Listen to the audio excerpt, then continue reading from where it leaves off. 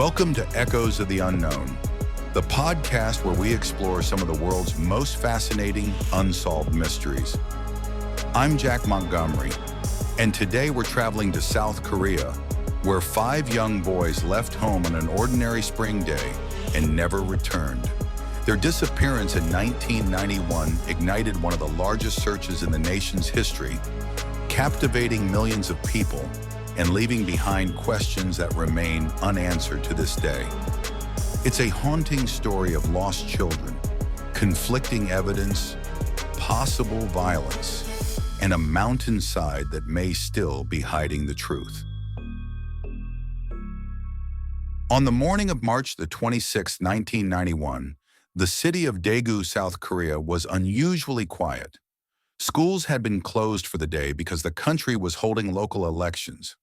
For most children, it felt like an unexpected holiday, a chance to spend time outside before the colder days of winter finally gave way to spring. In one neighborhood near the western edge of the city, 5 boys ranging in age from 9 to 13 gathered together with plans for a small adventure. None of them could have imagined that the events of that day would become one of the most infamous unsolved mysteries in South Korean history. The boys were 13-year-old Kim Jong-sik, the oldest of the group, 12-year-old Park Chan-in, 11-year-old Kim Young-kyu, and 9-year-olds Woo Chul-won and Cho Ho-yeon.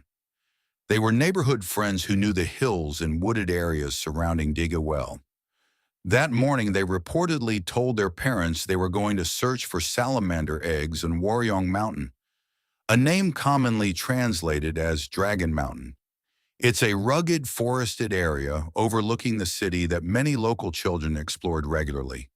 In South Korea, the boys would eventually become known as the Frog Boys because early media reports mistakenly associated their expedition with frog hunting rather than salamander eggs. The nickname would remain forever attached to the case. At first, nothing about the outing seemed alarming. The mountain was close enough that the boys expected to return home before evening. Parents assumed they were safe together. But as the afternoon turned to night, concerns slowly began to spread through the neighborhood. One by one, the boys failed to come home. Initially, many adults believed the children had simply wandered farther than expected or perhaps stayed overnight with friends. But by the following morning, panic began to take hold. The boys were nowhere to be found. Their families contacted police, and what started as a local missing persons investigation rapidly escalated into a nationwide obsession. The timing of the disappearance could hardly have been more complicated. In 1991, South Korea was undergoing major political and social changes, and local law enforcement agencies were not always well equipped for massive coordinated investigations. Yet the disappearance of 5 children at once was impossible to ignore. Search teams began combing Waryeong Mountain almost immediately.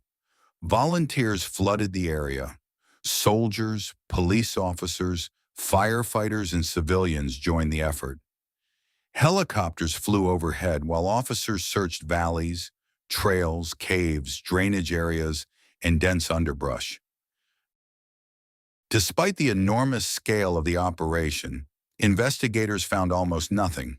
No clothing, no footprints, no evidence of an accident, no sign that the boys had intentionally run away.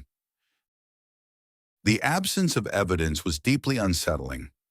Waryeong Mountain was rugged in places, but it was not some vast wilderness where 5 children could simply disappear without a trace. The area overlooked populated sections of Daegu, and hiking trails crossed much of the terrain. Searchers repeatedly swept the mountain and surrounding countryside, yet the boys seemed to have vanished completely.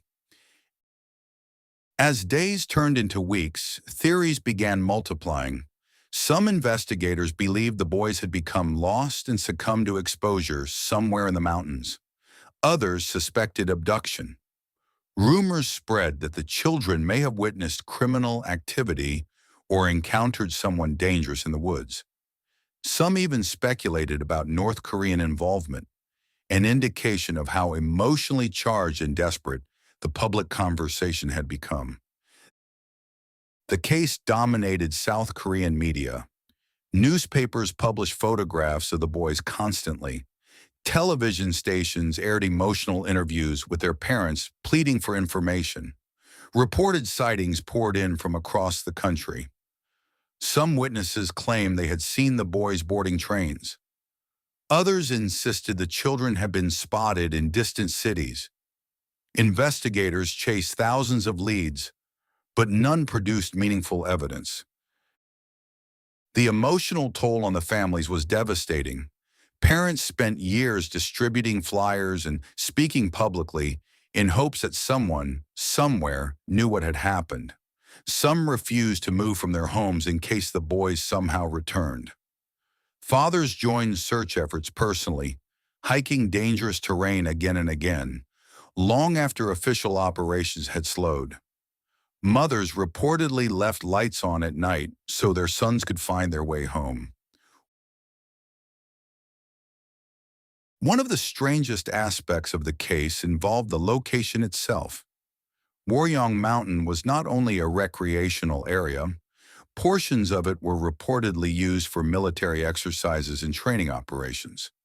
This fact would later fuel years of speculation and accusations that critical evidence may have been overlooked, mishandled, or intentionally concealed. Authorities repeatedly stated that the boys were not found, despite extensive searches of the mountain. But critics questioned how that could possibly be true.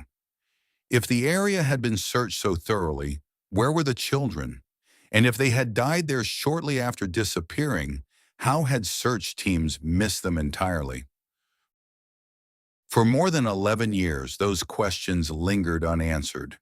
It is estimated that around 300,000 police officers, soldiers, civil defense personnel, and volunteers participated in organized searches for the boys in the cumulative national mobilization over that extended period. Then one day in September of 2002, the mystery took a horrifying turn. A man gathering acorns on Woryong Mountain discovered skeletal remains in a remote area near the mountain summit. Authorities quickly arrived at the scene, and before long, the terrible truth emerged. The remains belonged to the 5 missing boys. South Korea was stunned. The nation had spent over a decade wondering whether the children might still be alive somewhere. Now the case transformed from a mass disappearance into a death investigation.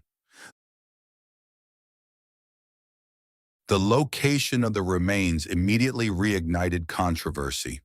Critics pointed out that the site was not impossibly remote. In fact, it was relatively close to areas that had supposedly been searched many times during the original investigation. Some accused authorities of incompetence.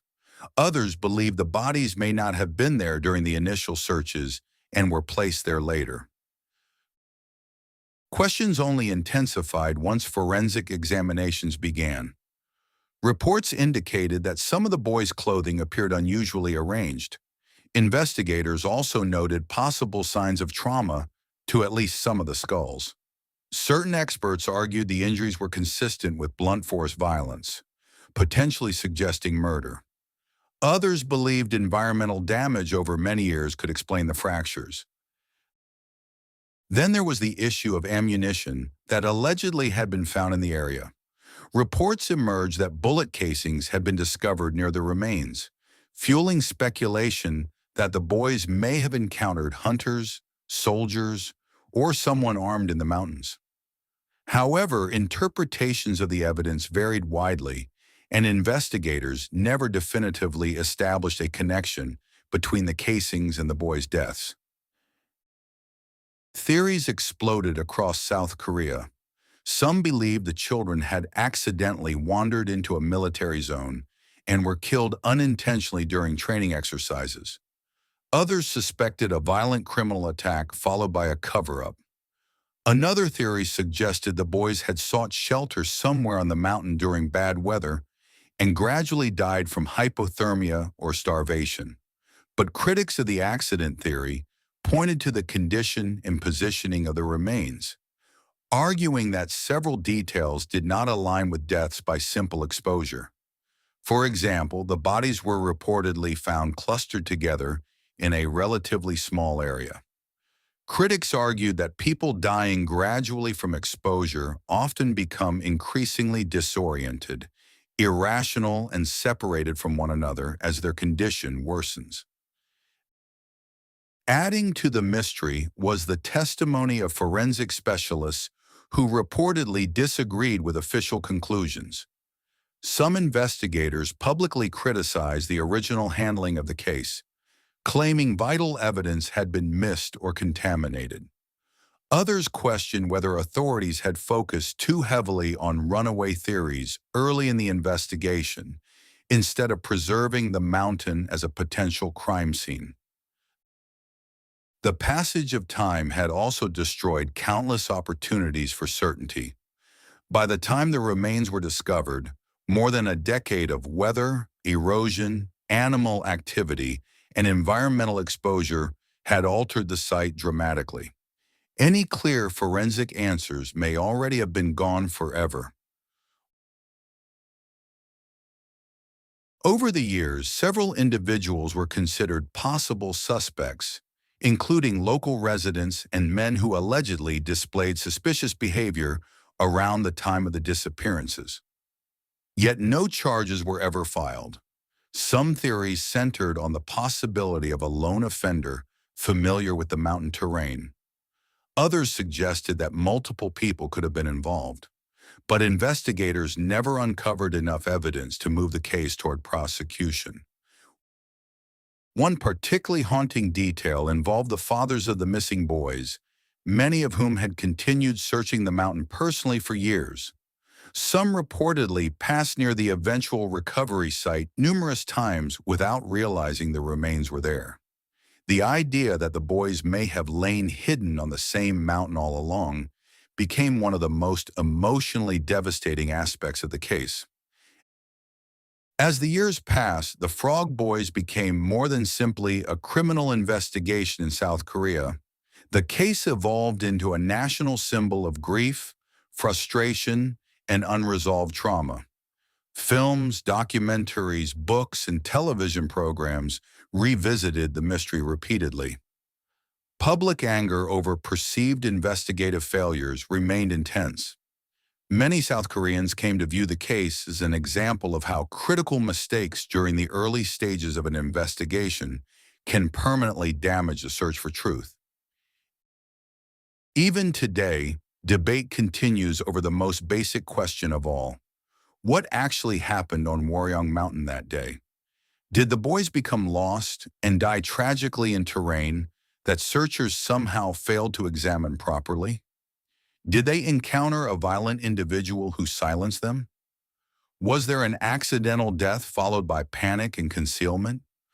Or did something occur connected to military activity in the area that authorities never fully disclosed?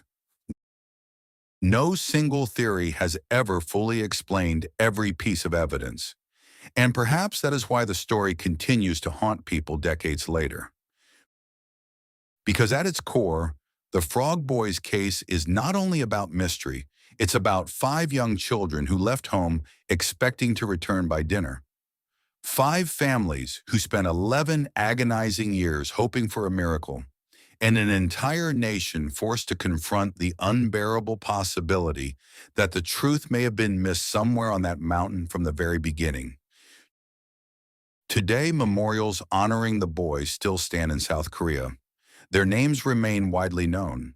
Many investigators and journalists continue to hope that advances in forensic science or renewed public attention could someday uncover answers that were previously impossible to obtain.